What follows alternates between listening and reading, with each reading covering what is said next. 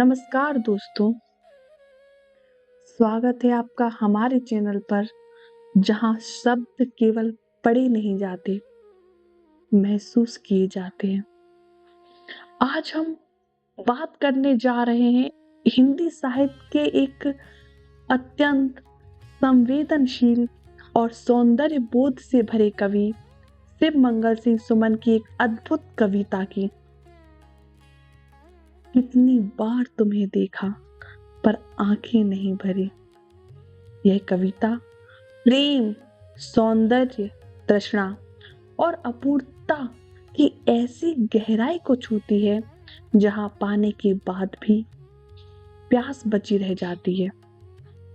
चलिए अब इस कविता को पंक्ति दर पंक्ति, भाव दर भाव समझते हैं।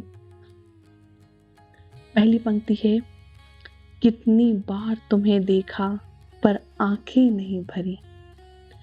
कितनी बार तुम्हें देखा पर आंखें नहीं भरी। सीमित उर में चिर असीम सौंदर्य समा न सका। बीन मुग्ध बेसुध कुरंग मन रोके नहीं रुका। यो तो कई बार पी पी कर जी भर गया छका। एक बूंद थी किंतु कि जिसकी तृष्णा नहीं मरी। शब्द रूप रस गंध तुम्हारी कण कण में बिखरी। शब्द रूप रस गंध तुम्हारी कण कण में बिखरी। मिलन सांझ की लाज सुनहरी ऊषा बन निखरी। मिलन सांझ की लाज सुनहरी ऊषा बन निखरी। हाय गूथने के ही क्रम में कलिका खिली झरी। हाय गूथने के ही क्रम में कलिका खिली झरी।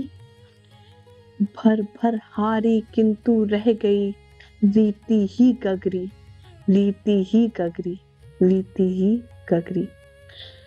ये कविता प्रेम के ऊपर है, तृष्णा और मोह। उसको इतनी गहराई से बताया गया है कि वो कहते हैं कि कितनी बार तुम्हें देखा, मतलब अनगिनत बार तुम्हें देखा होगा पर आंखें नहीं भरी। मतलब आंखों की जो तृष्णा है, आंखों की जो प्यास है ना, वो बुझी नहीं।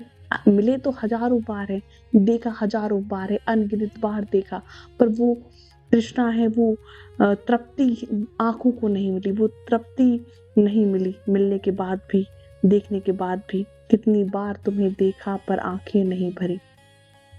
यहाँ आंखों का ना भरना सिर्फ देखने की बात नहीं है, यह उस अंतहीन चाह का प्रतीक है जो सच्चे प्रेम में होती है। मतलब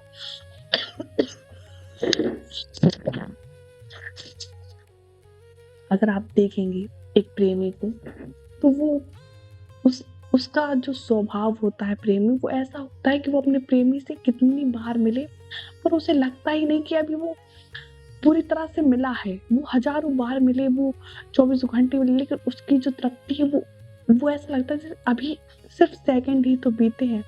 तो मतलब उसकी फीलिंग को बताने की कोशिश कर रहे हैं वो यहाँ पर कि यहाँ आंखों का ना भरना सिर्फ देखने की बात नहीं कि बस कि सिर्फ मतलब देख रहे हैं। वो बता रहे हैं कि एक जो अंतहीन चाह है ना, मतलब जिसकी कोई सीमा नहीं है, अंतहीन चाह उसका प्रतीक है वो, जो सच्चे प्रेम में होती है। सीमित उर में चिर असीम सौंदर्य समा ना सका। इस लाइन को अगर आप समझें बहुत गहराई से तो देखते हैं कि वो क्या कह रहे हैं कि सीमित उर यानी कि उनका जो हृदय है वो सीमित है। चिर असीम यानी कि उनका और उसका जो सौंदर्य है, लेकिन सामने जो सौंदर्य है वह अनंत है। उनका हृदय सीमित है लेकिन जो सामने है उसका सौंदर्य अनंत है, कोई सीमा नहीं उसकी। वो इतना विराट है कि वह मन में समा ही नहीं पा रहा। यानी जो प्रेमी की क्षमता है ना, उससे भी बड़ा है प्रेम। बिन मुग्ध बेसुध कुरंग मन रोके नहीं रुका।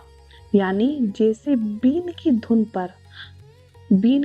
पर कुरंग मतलब होता है हिरण।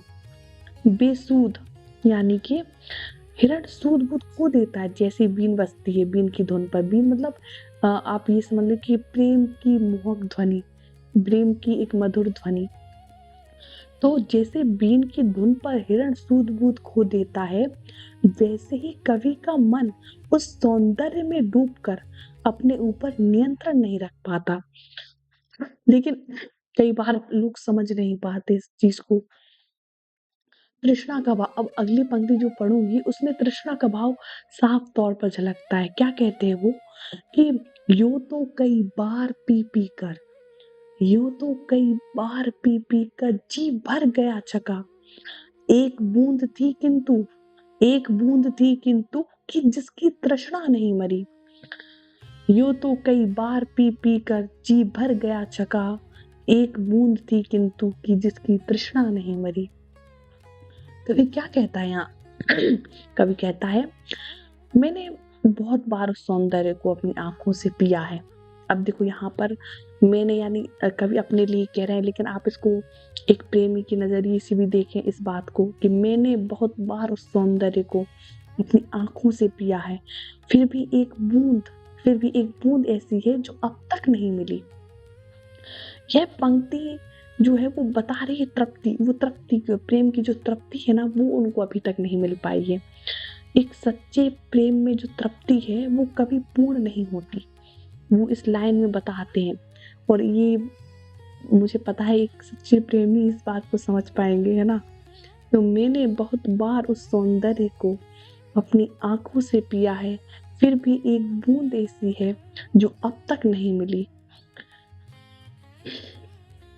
दूसरी इसका जो दूसरा अंतरा है वो वो कहता है कि शब्द रूप रस गंध तुम्हारी, शब्द रूप रस गंध तुम्हारी कण कण में बिखरी।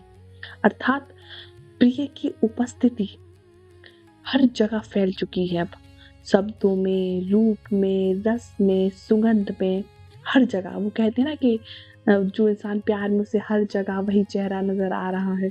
इस टाइप की बात यहाँ पर देखने को मिलती है कि शब्द रूप रस गंध तुम्हारी कण कण में बिखरी।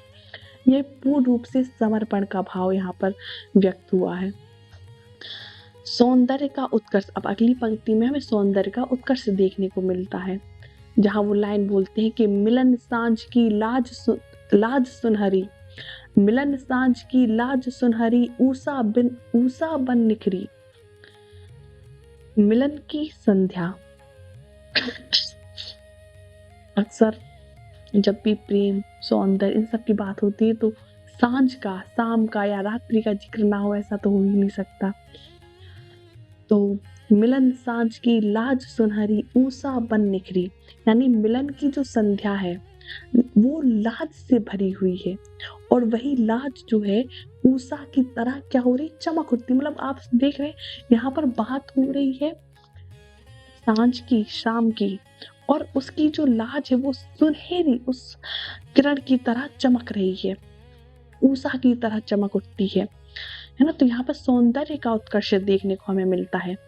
अब अगली जो लाइन उसमें हमें थोड़ा सा अधूरापन देखने को मिलेगा, जैसे कि जहाँ पर वो ये कहते हैं ना कि हाय गूंथने के ही क्रम में, हाय गूंथने के ही क्रम में कलिका खिली झरी, हाय गूंथने के ही क्रम में कलिका खिली झरी, यानी कि अभी प्रेम पूरी तरह सजा भी नहीं था कि वह क्षण समाप्त हो गया। मतलब अभी तो चीजें शुरू ही नहीं हुई थी, अभी तो मतलब वो इस पूरी कविता में यही तो कहे, वो तृप्त ही नहीं हुए थे। वो जो प्रेम की जो क्या कहेंगे, जो भाव है वो उन्हें मिला ही नहीं, वो तृप्त ही नहीं हुए थे कि वो चीज खत्म भी हो गई, है ना। तो हाय गूंथने के ही क्रम में कलिका खिली झरी, अभी प्रेम की पूरी तरह सजा भी नहीं था प्रेम, और वह क्षण ही समाप्त हो गया। यानी खुशी आई लेकिन टिक ना सकी, है ना। हम बोल सकते ना कि खुशी आई लेकिन टिक ना सकी। अंतिम प्रतीक, अंतिम पंक्ति इसकी जो बहुत ही भावुक है कि भर भर हारी किंतु रह गई, भर भर हारी किंतु रह गई, रीति ही गगरी, रीति ही गगरी। गगरी मतलब बार बार भरी गई, पर अंत में गगरी जो है ना वो बार बार भरी गई, पर अंत में खाली ही रह गई, अंत में खाली ही रह गई। यह जीवन और प्रेम का सबसे बड़ा सत्य है, पाने के बाद भी कुछ ना कुछ छूट जाता है।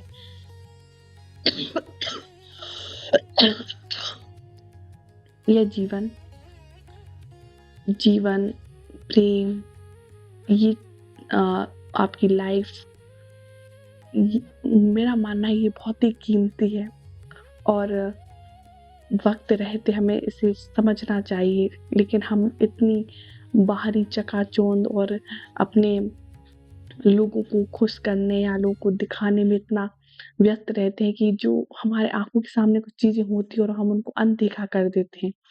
कहते हैं ना कि जो चीज आपके सामने उपस्थित होती है आप उसकी कदर नहीं करते हैं।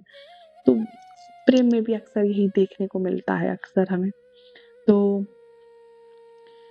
उनकी ये लाइन के भर भर हारी किंतु रह गई रीति ही गगरी, यानी कि गगरी बार बार भरी गई, बार बार भरी गई, पर अंत में क्या हुआ, वो खाली ही रह गई, खाली ही रह गई। इस कविता का जो केंद्रीय भाव है वो एक तो सच्चा सौंदर्य अनंत वो दिखाने की कोशिश की गई है। प्रेम में तृप्ति नहीं, तृष्णा अमर रहती है, वो बताते हैं इसमें। जितना मिलता है उससे कहीं अधिक पाने की चाह बची रहती है। यही कारण है कि कवि बार बार कहता है, कितनी बार तुम्हें देखा, कितनी बार तुम्हें देखा, पर आंखें नहीं भरी, पर आंखें नहीं भरी, कितनी बार तुम्हें देखा, पर आंखें नहीं भरी, पर आंखें नहीं भरी। दोस्तों, यह कविता हमें सिखाती है कि जीवन की सबसे सुंदर चीजें अक्सर अधूरी ही होती हैं और शायद वही अधूरापन उन्हें इतना खास बना देता है। अगर आप और ये जो अधूरापन है यही उस चीज को बहुत खास बना देता है। अगर आपको यह व्याख्या पसंद आई हो तो वीडियो को लाइक, चैनल को सब्सक्राइब और अपने विचार कमेंट में जरूर दीजिए। मिलते हैं अगली कविता के साथ, तब तक के लिए शब्दों से प्रेम करते रहिए। धन्यवाद।